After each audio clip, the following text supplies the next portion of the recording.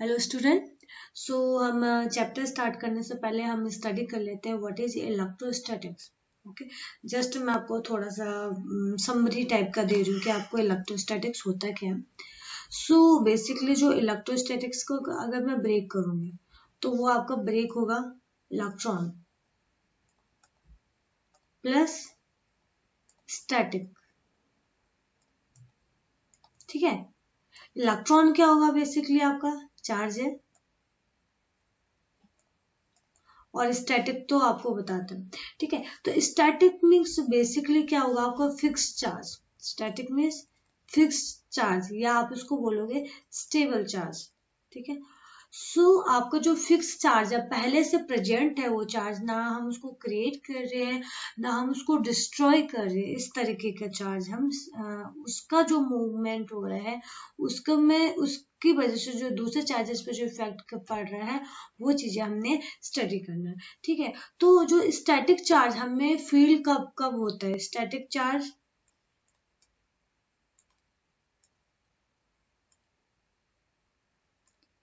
आपको basically feel कब होगा? जैसे मैं आपको एग्जांपल देती हूँ। आपको कोई सिंथेटिक क्लोथ हो गया, इवन नॉर्मली सर्दियों के टाइम पे होता है, अगर हम ब्लैकेट के अंदर जो सिंथेटिक क्लोथ को ऐसे रब करते हैं तो उसमें क्या प्रोड्यूस होता है? स्पार्क प्रोड्यूस होता है। ठीक है, तो वो स्पार्क किसकी वजह से होता है? आपने तो अपने हाथों से वो चार्ज क्रिएट नहीं किया, वो ऑटोमेटिक आपका क्या होगा उस क्लोथ में आपका चार्ज एग्जिस्ट कर रहा है। ठीक है, दूसरा आप एग्जांपल ले सकते हो कि कहीं पर आप खड़े हो, वहां पर आपको सडन से शॉक लग जाता है। बहुत बार होता है कि खड़े खड़े हमें शॉक लग जाता है, ना वहाँ कोई सॉकेट होता है ना कोई वायरिंग होती है, उसके बावजूद भी आपको शॉक लग जाता है। वो इसकी वजह से क्योंकि वो चार्ज क्या हो गए आपके सराउंडिंग में ऑलरेडी थे। और जो नॉर्मली ह्यूमन बीइंग होते हैं उसके अंदर क्या होता है? ऑटोमेटिक चार्जेस होते होते हैं। जैसे बहुत पहले एक वीडियो आई थी, उसमें एक लड़का जमीन पे खड़ा था और उसके कांटेक्ट में काफी दूर पे थोड़ा सा कांटेक्ट था, उसके कांटेक्ट में वायर आया तो एकदम से वो लड़का ब्लास्ट हो गया था। ठीक है, जैसे कि बारूद ब्लास्ट हो जाता है तो वैसे ही ब्लास्ट हो गया था। तो वहां पर भी आप बोल सकते हो कि उस लड़का था, उसमें उसको स्टैटिक करंट तो था प्लस उसके बाद उसमें एडिशनल और करंट लग गया जिसकी वजह से उसमें सडन रिएक्शन हो गया। ठीक है, तो जो स्टैटिक करंट है तो आपको यहाँ पर प्रोड्यूस नहीं करना है, यहाँ पर ऑलरेडी आपका स्टैटिक करंट होगा। ठीक है, इसके बारे में हमने इसमें स्टडी करना। सो अब आपका आता है इलेक्ट्रिक चार्ज एंड फील्ड। तो उसके लिए सबसे पहले आपको चार्जेस के बारे में स्टडी करना होगा। What is charges? ठीक है, चार्जेस बेसिकली क्या होगा? विच स्पेसिफाई द मटेरियल। ठीक है, मटेरियल के बेस्ड पे आप बता सकते हो कि आपका कौन सा मटेरियल के अंदर कौन सा चार्ज एग्जिस्ट कर रहा है। ठीक है, लाइक एज अगर आप बोलोगे कि मेटेलिक बॉडी है, ठीक है, तो मेटेलिक बॉडी में आपने बोला या कंडक्टिंग बॉडी है, तो कंडक्टिंग बॉडी में आप बोलते हो कि उसमें जो मेजोरिटी होगी किसकी होगी? आपके इलेक्ट्रॉन्स की मेजोरिटी होती है। उसके बाद आपने इंसुलेटिंग बॉडी होती है, उसके अंदर आप बोलते हो कि इलेक्ट्रॉन्स उसमें बहुत कम होते हैं। तो आप उसके बेस पे बता सकते हो कि अगर कंडक्टिंग बॉडी है इलेक्ट्रॉन ज्यादा है तो हाँ बोलोगे आपके उसमें नेगेटिव चार्ज बहुत ज्यादा होते हैं। और आपका इंसुलेटिंग है, इंसुलेटिंग के अंदर आपके इलेक्ट्रॉन्स कम है, मीन्स आपका पॉजिट्रॉन लाई कर रहा है। तो चार्जेस मीन्स विच स्पेसिफाई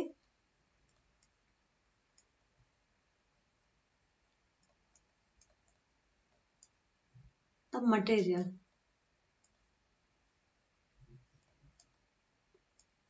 ठीक है, क्या स्पेसिफाई करेगा? मटेरियल को स्पेसिफाई करेगा। ओके, बेसिकली हमारे सराउंडिंग में दो तरीके के चार्ज आपके एग्जिस्ट करते हैं। We have two types of charges. First is positive charges, second is आपको क्या होगा? Negative charges. क्या बोला आपका? Types of charges. ठीक है, तो फर्स्ट आएगा आपका पॉजिटिव चार्ज,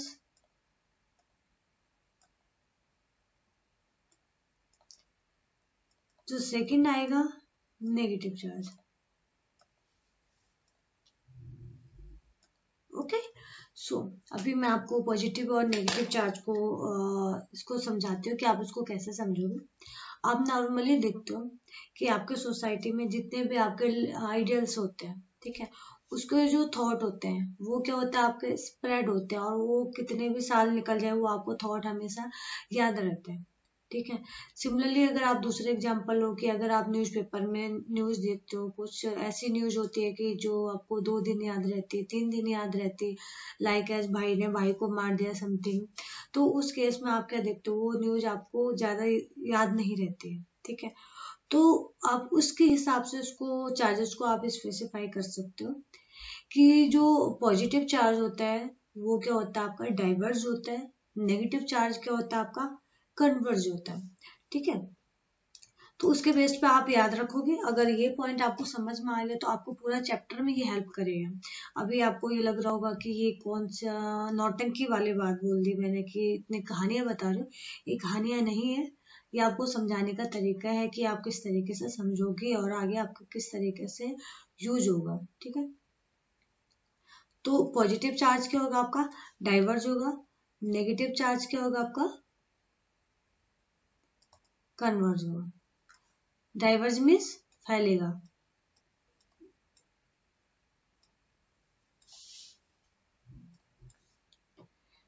कन्वर्ज में सिकुड़ना,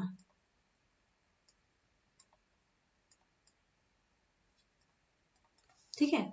तो आपका पॉजिटिव चार्ज क्या हो रहा है, आपका डाइवर्ज हो रहा है। नेगेटिव चार्ज आपका क्या हो रहा है, कन्वर्ज हो रहा है। ये पॉइंट हमेशा याद रखना, जब भी मैं आगे चार्जेस के बारे में बोलूंगी तो आप बोलोगे पॉजिटिव चार्ज का नेचर होता है डाइवर्ज होना, नेगेटिव चार्ज का जो आपका नेचर होता है कन्वर्ज होना, ठीक है। सेम चार्जेस क्या होते हैं, वो क्या करेंगे, रिपेल करेंगे, और अपोजिट चार्जेस क्या करेंगे, अट्रैक्ट करेंगे। लाइक इसके पॉजिटिव पॉजिटिव चार्जेस क्या करेगा, रिपेल करता है। पॉजिटिव नेगेटिव चार्जेस क्या करता है, अट्रैक्ट करता है। सिमिलरली नेगेटिव पॉजिटिव चार्जेस क्या करेगा, अट्रैक्ट करेगा, ठीक है। तो ये आपकी प्रॉपर्टी है, ये तो आपने जनरल पढ़ा था कि ऐसा होता है, लेकिन अब आपने स्टडी करना है कि ऐसा क्यों होता है, ठीक है। तो ये चीज आपके माइंड में सबसे पहले आनी चाहिए कि अगर आप फिजिक्स पढ़ रहे हो, सबसे पहले माइंड में अगर बोला जाए कि ये चीजें होती हैं तो आपके यही आना चाहिए कि आपका ये होता तो क्यों होता है, ठीक है। तो ये अभी आप स्टडी करोगे इसके बारे में। सो बेसिकली आप ये देख रहे हो कि जो फर्स्ट चैप्टर है आपने टोटली इसमें यही स्टडी करना है चार्जेस के बारे में। ओके, सो स्टूडेंट हमारे जो नेक्स्ट टॉपिक है वो है मेथड ऑफ चार्जिंग, ठीक है। मैंने आपको बताया था कि जो आपने इलेक्ट्रोस्टैटिक्स में जो चार्ज यूज करने हैं वो कौन सा चार्ज, आपको स्टैटिक चार्ज यूज करने हैं। Static charge means fix charge. आपका जो फिक्स चार्जेस का है, आपका कभी भी ना क्रिएट होता है ना आपका वो डिस्ट्रॉय हो सकता है, ठीक है। उसमें आपका क्या होगा, ट्रांसफॉर्मेशन ऑफ चार्जेस होगा, one place to another place, ठीक। बेसिकली हमारे पास ये 3 बेसिक मेथड है फॉर मेथड ऑफ चार्जिंग। तो फर्स्ट जो मेथड है वो आपका है बाय कंडक्शन मेथड।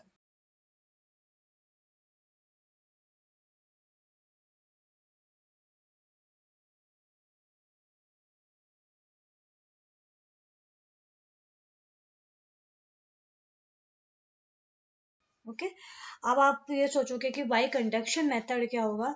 तो आप यहाँ पर देख रहे हो डायग्राम, आपको दिख रहा होगा। तो इस डायग्राम में आपको 2 बॉडीज दिख रही है, body A and body B.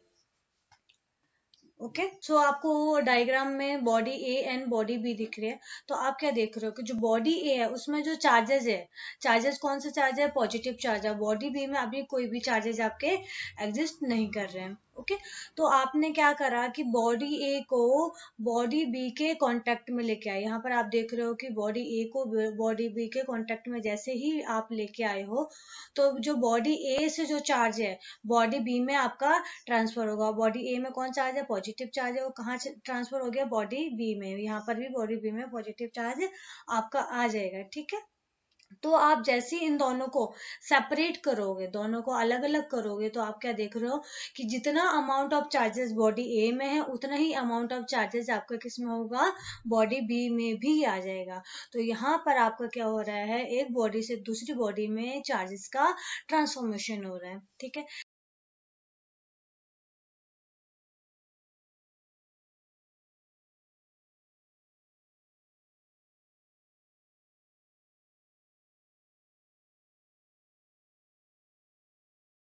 Similarly आपने देखा यहाँ पर सेकंड पोर्शन है जिसमें आपका ए बॉडी है, बी बॉडी है। ए बॉडी में जो चार्जेस है वो नेगेटिव चार्ज है, बी बॉडी में आपका कोई भी चार्जेस नहीं है। फिर से आप ए बॉडी को बी बॉडी के कॉन्टेक्ट में लेके आओगे तो आप क्या कह रहे हो कि ए से बी तक आपके चार्जेस ट्रांसफर हो रहे हैं। कौन से चार्जेस ट्रांसफर हो रहे हैं? आपके नेगेटिव चार्जेस ट्रांसफर हो रहे हैं। तो फाइनली जाके आपका ए और बी में इक्वल अमाउंट ऑफ चार्जेस आ जाएंगे। क्या आ जाएगा आपका? Equal amount of charges. ठीक है, अमाउंट ऑफ चार्जेस आपके बॉडी ए और बॉडी बी में आ जाएंगे। ठीक है, तो ये बेसिक मेथड है bye conduction method. Okay, so next जो आपका मेथड आता है वो आता है बाय इंडक्शन मेथड। आपका थोड़ा सा डिफरेंट मेथड है बाय कंडक्शन मेथड से। तो यहाँ पर आपने लेना है, ओके, सो हमारा जो नेक्स्ट जो टॉपिक आता है मेथड ऑफ चार्जिंग का वो आएगा by induction method. Okay, so by induction में आपने लिया यहाँ पर highly electronegative charges, electronegative charges. ठीक,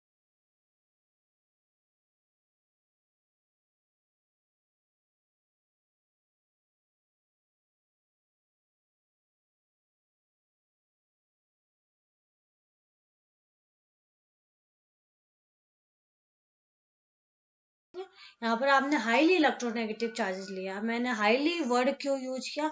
क्योंकि इसमें बहुत ज्यादा अमाउंट ऑफ नेगेटिव चार्जेस, यहाँ पर सिंगल आपको दिख रहा है, बेसिकली सिंगल नहीं है, अमाउंट ऑफ नेगेटिव चार्जेस है।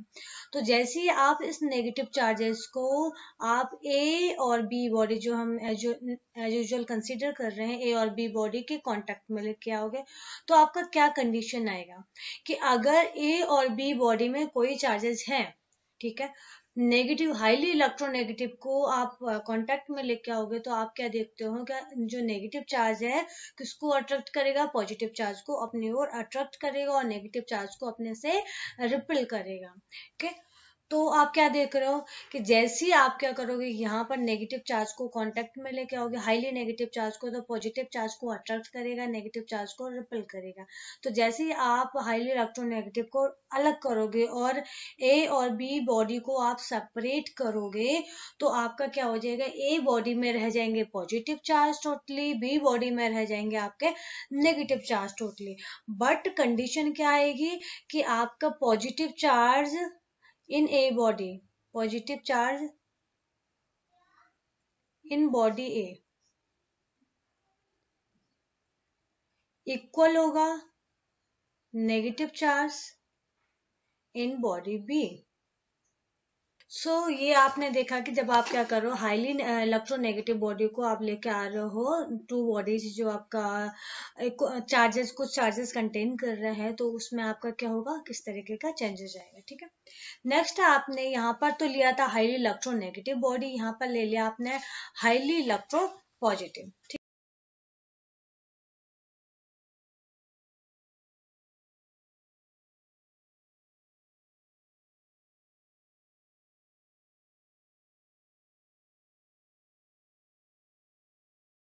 जैसे ही आप हाईली इलेक्ट्रोपॉजिटिव बॉडी को ए और बी के कांटेक्ट में लेके आते हो, ये ला गए हम कांटेक्ट में, तो जो पॉजिटिव चार्ज है वो किसकी वजह से अट्रैक्ट होगा? नेगेटिव चार्ज की वजह से।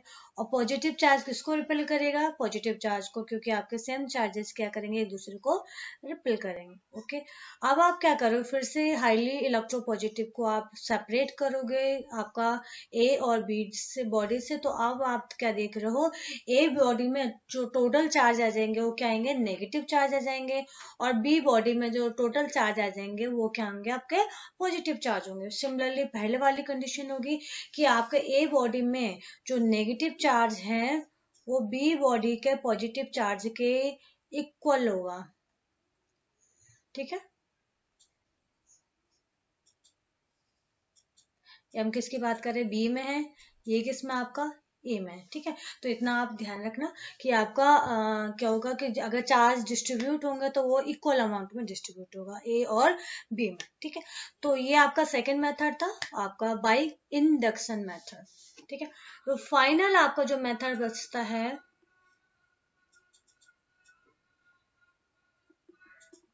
ठीक है। लास्ट जो आपका मेथड बचता है वो है बाई फ्रिक्शन मेथड। अब आपका आता है बाई फ्रिक्शन मेथड। बेसिकली क्या होता है, तो आपको मैंने स्टार्टिंग में एग्जांपल बताया था। अगर आप किसी क्लोथ को आप रब करते हो, ठीक है, रब करने के बाद अगर उसमें से स्पार्क आता है, ठीक है, तो वो स्पार्क किसकी वजह से आ रहा है, आपको मैंने ऑटो में पहले बताया था कि आपके जो बॉडी जो सिंथेटिक क्लोथ्स हैं उसमें चार्जेस आपको फील होते हैं, ठीक है, तो वो चार्ज स्टैटिक चार्ज के फॉर्म में था। रब करने के बाद उसमें चार्ज आपको फील हो रहा है, तो उस मेथड को आप क्या बोलोगे, बाई फ्रिक्शन मेथड, क्योंकि आप वहां पर क्या कर रहे हो, रब कर रहे हो, ठीक है। या आपका इसमें एक एग्जांपल है कि आपका जो ड्राई क्लोथ है या पॉलीथीन रॉड है, तो वो क्या करेगा, जैसे आप उसको रब करोगे दोनों को, तो जो पॉलीथीन रॉड है, पॉलीथीन रॉड में आपका नेगेटिव चार्ज आ जाएगा और ड्राई क्लोथ में आ जाएगा पॉजिटिव चार्ज, ठीक है। एक एग्जाम्पल ये है, या दूसरा आप एग्जाम्पल ले सकते हो कि कोई भी व्हीकल आपका रोड पे चलता है, तो वो सरफेस के साथ जैसे ही आपका रब होता है तो उसमें भी यही कंडीशन आ जाती है, एक बॉडी या व्हीकल या सरफेस पे आपका एक के पास पॉजिटिव चार्ज आ जाता है, एक के पास नेगेटिव चार्ज आ जाता है, ठीक है। तो ये आपके 3 बेसिक मेथड है आपके, कौन कौन से, bye conduction method, by induction method और बाय फ्रिक्शन। और इसमें सारे के केस में आप चार्ज को प्रोड्यूस नहीं कर रहे हो, यहाँ पर आपका क्या हो रहा है, चार्ज से ट्रांसफॉर्मेशन हो रहा है, ठीक है। अब जो नेक्स्ट मैथ आपका टॉपिक है, प्रॉपर्टी ऑफ चार्जेस, ठीक है। अभी तक हमने चार्जेस के बारे में पढ़ा था, अब हमने उसके स्टडी करने हैं होल इंफॉर्मेशन। अब आपको ये प्रॉपर्टीज आपको याद रखना है, क्योंकि आपके ये आगे प्रॉपर्टीज काम आने वाले हैं, क्योंकि इसके बेस्ड पे ही आपको आगे चीजें समझ में आएंगी, ठीक है। जो फर्स्ट प्रॉपर्टी है वो है एडिटिव प्रॉपर्टी, ठीक है। एक चीज आप याद रखना, अभी जो हम वर्क कर रहे हैं वो फ्री स्पेस में कर रहे हैं, लाइक हमारे सराउंडिंग में जो चार्जेस हैं उसके बारे में हम क्या कर रहे हैं, इसमें स्टडी कर रहे हैं, ठीक है। तो लेट सपोज मैंने बोला कि कुछ चार्जेस मेरे आसपास हैं, जैसे मैंने बोला कि मेरे सर के आसपास कुछ चार्जेस आपको लाइज कर रहे हैं, इसको मैंने बोल दिया Q1 Q2 Q3 Q4 up to so on Qn charges. ये कुछ चार्जेस मेरे सर के आसपास हैं, Q1 Q2 Q3 Q4 Q5 Q6 और Qn, ठीक है, ये चार्जेस हैं। अब मैं बोलूंगी कि मेरे सर के आसपास टोटल कितने चार्जेस होंगे, ये चीज समझने वाली बात है, ठीक है। तो जो टोटल जो चार्जेस आएगा वो आएगा टोटल चार्जेस, ठीक है। इसको रिप्रेजेंट करोगे आप Q is equal to, total charges को किससे रिप्रेजेंट करूँ मैं, Q इज इक्वल टू आएगा Q1 plus Q2 plus Q3 plus Q4 up to so on Qn, ठीक है। अब मैंने बोला कि जो टोटल हम मेरे सर के आसपास जो चार्जेस है वो क्या है, Q1 plus Q2 plus Q3 plus Q4 up to so on Qn। N आपका कितना भी जा सकता है, एन इज इक्वल टू आपका जा सकता है 1 टू इन्फिनिटी, ठीक है, कितना भी जा सकता है, हमें नहीं पता कि कितने चार्जेस हमारे आसपास लाई कर रहे हैं। जो इस केस में आपको जो टोटल चार्जेस लोगे कैपिटल Q, जब भी मैं कैपिटल Q कंसिडर करूंगी तो आपका आएगा वो टोटल चार्जेस, ठीक है, इज इक्वल टू, यहाँ पर आप जब भी ऐड की बात करोगे तो वहां आप यूज करोगे समेशन, तो ठीक है। तो समेशन कहाँ से कहाँ वर्क कर रहा है, i is equal to 1 to n, आप देख सकते हो कहाँ से कहाँ जा रहे हो, i is equal to 1 to n, Q is equal to summation of I is equal to 1 to n Q of I, ठीक है। और Q of I is equal to क्या है आपका, Q1 plus Q2 plus Q3 plus Q4 up to so on Qn।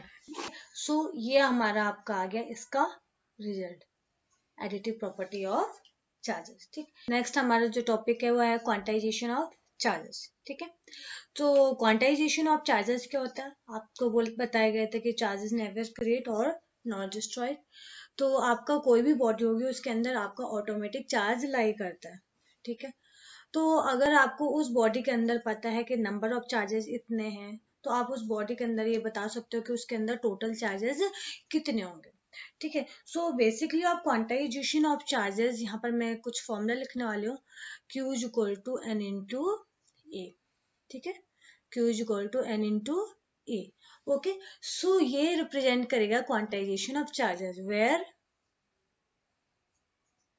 ई आपका क्या है, charge of electron, charge of electron, ठीक है। एन है आपका नंबर ऑफ चार्जेस। इसका मतलब कि अगर आपको बॉडी में चार्ज ऑफ इलेक्ट्रॉन आपको नॉर्मली पता होता है कितना होता है चार्ज ऑफ इलेक्ट्रॉन, ये होता है आपका माइनस का 1.6 इंटू 10⁻⁹ ऑफ कूलॉम, ठीक है। और अगर आपको बॉडी में चार्ज ऑफ इलेक्ट्रॉन पता है, आपको बॉडी के अंदर का पता है नंबर ऑफ चार्जेस कितने हैं, तो आप निकाल सकते हो टोटल चार्जेस। ये क्या है आपका Q, total charges, total charge inside the body.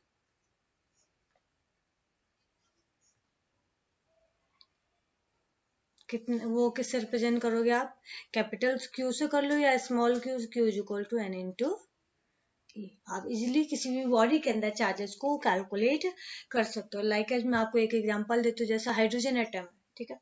Hydrogen atom में आपका चार्ज ऑफ इलेक्ट्रॉन कितना होगा, वही एज यूजुअल -1.6 इंटू 10⁻⁹ कूलॉम।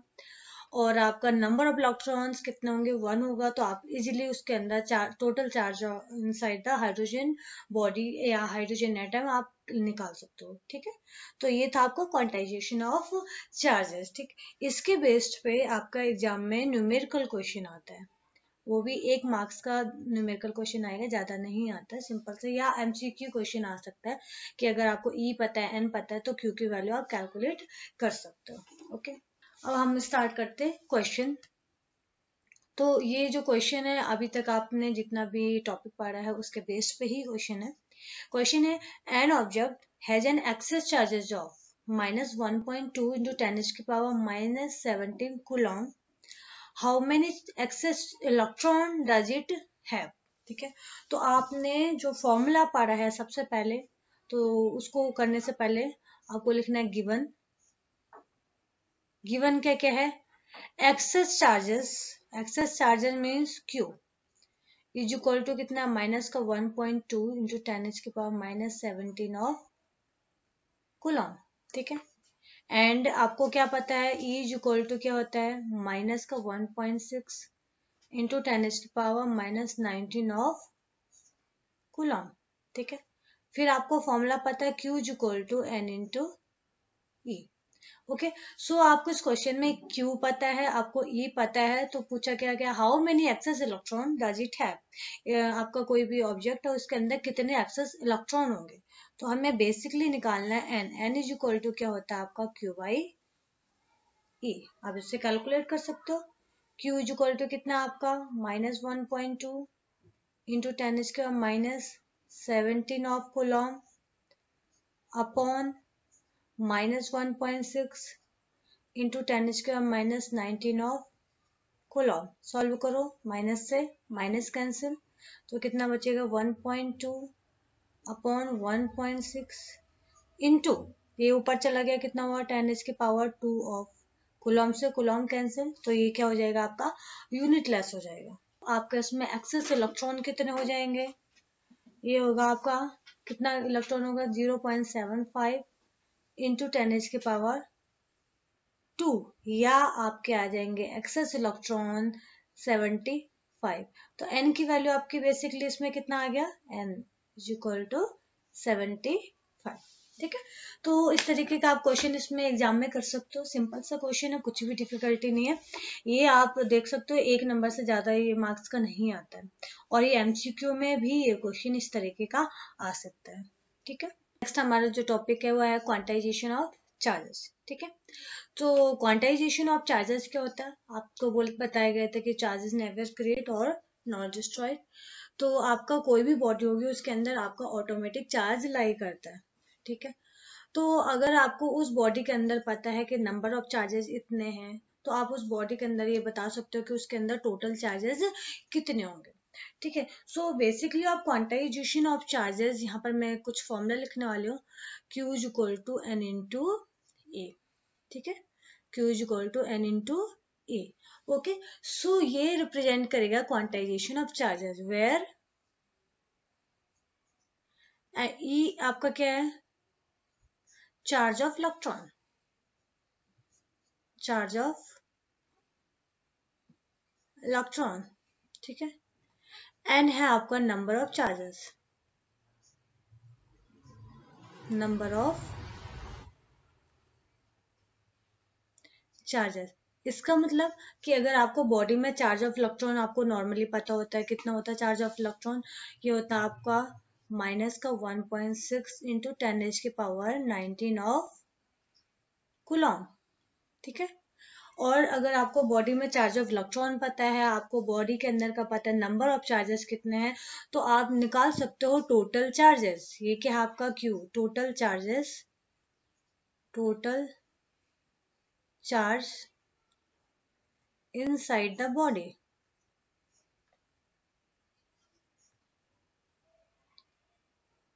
कितने, वो किससे रिप्रेजेंट करोगे आप, कैपिटल क्यू से कर लो या small Q, Q is equal to n into e. आप इजीली किसी भी बॉडी के अंदर चार्जेस को कैलकुलेट कर सकते हो। लाइक एज मैं आपको एक एग्जांपल देती हूँ, जैसा हाइड्रोजन एटम, ठीक है।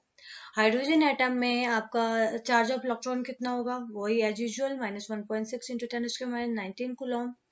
और आपका नंबर ऑफ इलेक्ट्रॉन्स कितने होंगे, 1 होगा। तो आप इजीली उसके अंदर total charge inside the hydrogen body या हाइड्रोजन एटम आप निकाल सकते हो, ठीक है। तो ये था आपका क्वांटाइजेशन ऑफ चार्जेस, ठीक। इसके बेस्ड पे आपका एग्जाम में न्यूमेरिकल क्वेश्चन आता है, वो भी 1 मार्क्स का न्यूमेरिकल क्वेश्चन आएगा, ज्यादा नहीं आता, सिंपल से। या एमसीक्यू क्वेश्चन आ सकता है कि अगर आपको ई पता है, एन पता है, तो क्यू की वैल्यू आप कैलकुलेट कर सकते हो, ओके। अब हम स्टार्ट करते हैं क्वेश्चन।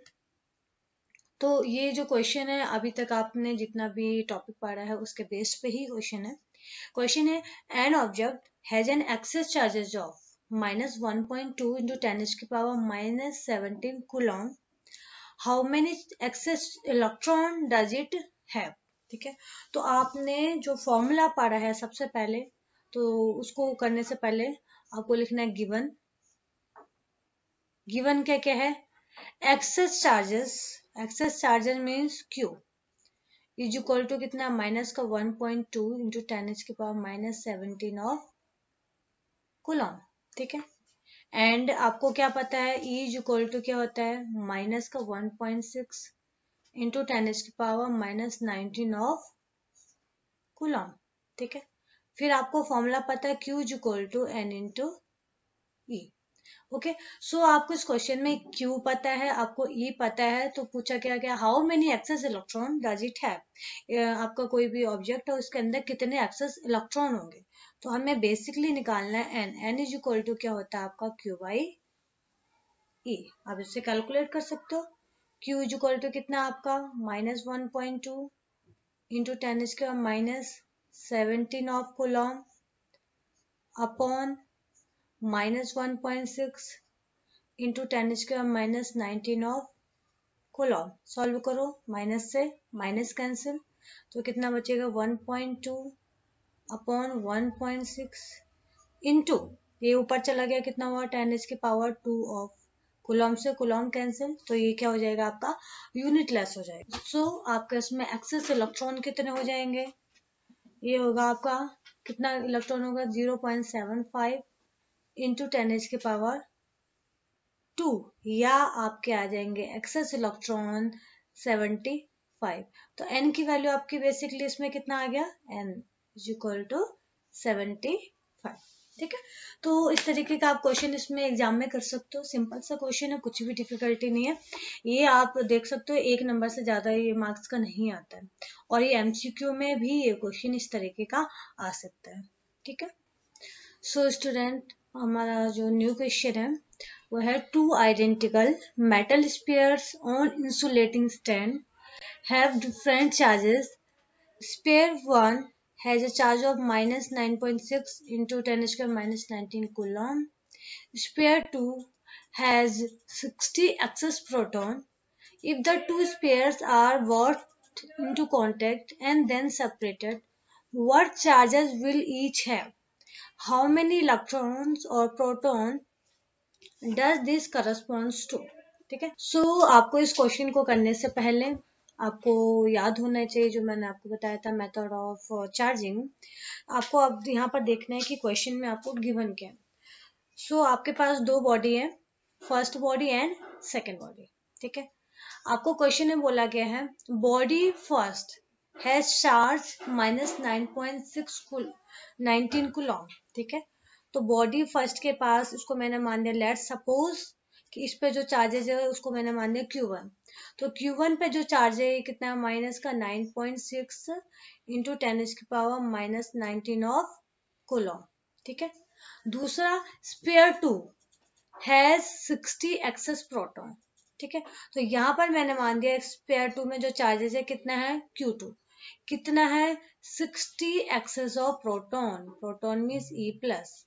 यहाँ पर आप इलेक्ट्रॉन को किससे रिप्रेजेंट कर रहे हो, ये क्या आपका E माइनस, ये क्या आपका 60 ऑफ E प्लस, ठीक है। तो 60 ऑफ E प्लस कितना आएगा, 60 इंटू E प्लस कितना आएगा 1.6 इंटू 10⁻⁻19 कूलॉम, ठीक है। तो Q1 पे आपका इतना चार्ज हो गया, Q2 पे आपका इतना चार्ज हो गया। पहले तो दोनों क्या थे, सेपरेट थे। अब जैसे ही आप क्या करोगे, दोनों चार्जेस को कांटेक्ट में लेके आओगे, तो कांटेक्ट में जैसे ही लाओगे तो जो Q1 पे जो नेगेटिव चार्ज है वो कहाँ चला जाएगा, Q2 पे जाएगा, और Q2 का नेगेटिव चार्ज, पॉजिटिव चार्ज कहाँ जाएगा, Q1 पे चला जाएगा। तो आप जैसे ही इनको कांटेक्ट में लेके आ रहे थे, तो इसका सिचुएशन आपका जो ये थर्ड सिचुएशन, इसको मैंने सिचुएशन मान दिया A, इसको मान दिया मैंने B सिचुएशन, और इसको मान दिया C सिचुएशन। तो C सिचुएशन में जैसे ही आपके दो स्पेयर जाएंगे, तो आप देख सकते हो कि एक जो फर्स्ट स्पेयर है उस पर चार्ज था E माइनस, सेकेंड जो स्पेयर था उस पर चार्ज था E प्लस। तो अब आपके दोनों में E माइनस चार्ज भी आएंगे, प्लस चार्ज भी होंगे, तो इक्वल अमाउंट ऑफ चार्जेस आपके इसमें क्या होंगे, डिस्ट्रीब्यूट हो जाएंगे, ठीक है।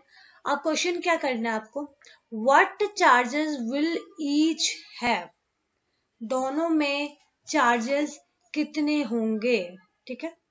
सो टोटल चार्ज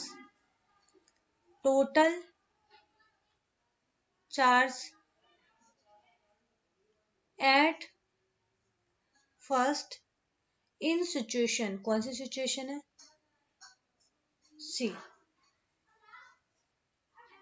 सिचुएशन में जो टोटल चार्ज कितना आएगा, इसको मैंने मान दिया Q ऑफ 1। Q1 कितना आएगा आपका, Q1 प्लस Q2 बाय 2, ठीक है। Q1 कितना आपका -9.6 इंटू 10⁻⁻19 ऑफ कूलॉम, प्लस ये कितना आएगा 60 into 1.6 into 10⁻⁻19 of coulomb by 2। अब इसको कैलकुलेट करते हैं, कितना आएगा इसका कैलकुलेशन, इसका जो आंसर आएगा कितना आएगा 43.2 इंटू 10⁻⁻19 ऑफ कूलॉम। ये आपका आ गया चार्ज एट फर्स्ट स्पेयर। ये क्लियर हो गया, ठीक है।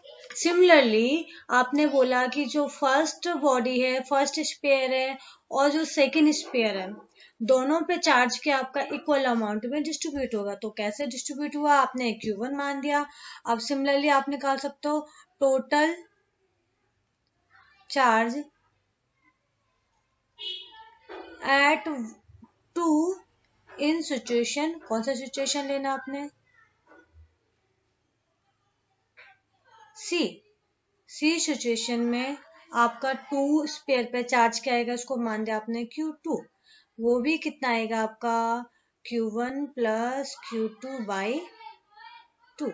तो ये कितनी वैल्यू आएगी आपकी 43.2 into 10⁻⁻19 of coulomb. Second sphere पे भी आपका इक्वल चार्ज डिस्ट्रीब्यूट होगा, ओके। उसके बाद आपका आता है, इसी में क्वेश्चन आपको पूछा गया how many electron and proton in each sphere. तो आपका क्या होगा, जितना आपका 1 स्पेयर में इलेक्ट्रॉन होगा उतना ही आपका 2 स्पेयर में इलेक्ट्रॉन होगा, जितना 1 स्पेयर में प्रोटॉन होगा उतना ही आपका 2 स्पेयर में प्रोटॉन आएगा। ठीक है, तो नंबर ऑफ इलेक्ट्रॉन और प्रोटॉन इन स्पेयर 1